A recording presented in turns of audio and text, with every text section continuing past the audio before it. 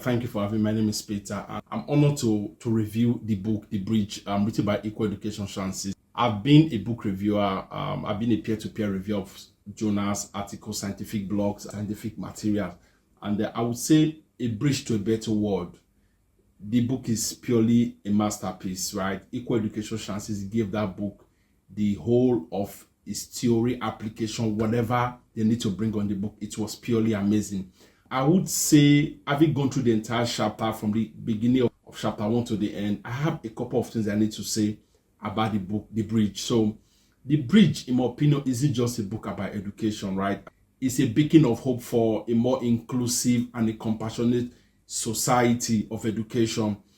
The chapter is really on inclusive education, which is both a meticulous blueprint and a hardcore call for change, right? The author brings a lot of extraordinary detail and depth, as well as real understanding, which was skillfully blended in terms of educational theory, human rights principle, and real world practicality. I think that's my first opinion. There are 4 reviews I have about chapter 1. So the second one is, what set the book apart is unwavering focus on real change. I've reviewed educational books before. Most times it's just a cut and a joint approach. So there's a lot of talking about the problem without a solution. When I went through this book, it has a very detailed focus on real change. The author moved beyond just ideas. So there's a clear intentional mapping and actionable path forward if you look at it. So how the ideas blend into the thought pattern and how they move into what can be done differently, right? So from a legislative form and teacher training, you move to dismantling prejudice within the educational sector and focusing cultural shift.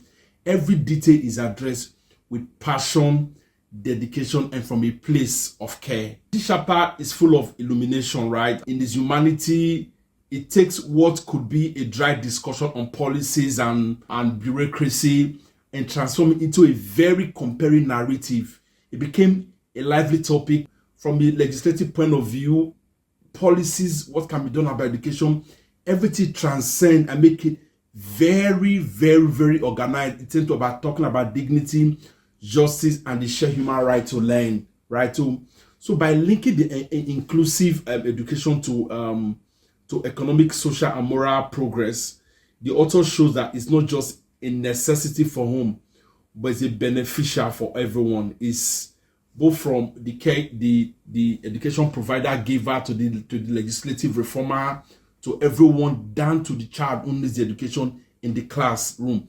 It's a proper blend of all the ideas together. Then The Bridge, I think the third review I have about the book, The Bridge is more than just recommended reading, right? So it's not just let's go and read the book. It's an essential for me as an individual. This chapter alone will inspire educators, policymakers, advocates alike. Is a call for action, a vision of what is possible, what is doable, what can we do differently, and a guide to building the world we all deserve. So I want to say thank you to Equal Education Chances. This is a classic masterpiece, and the whole idea we are all really properly formed. Chapter 1 was a power shell. It's a power shell. I want to thank you, everyone. I want to encourage everyone to pick up a copy of the book and have a look. Thank you so very much, and thank you for having me.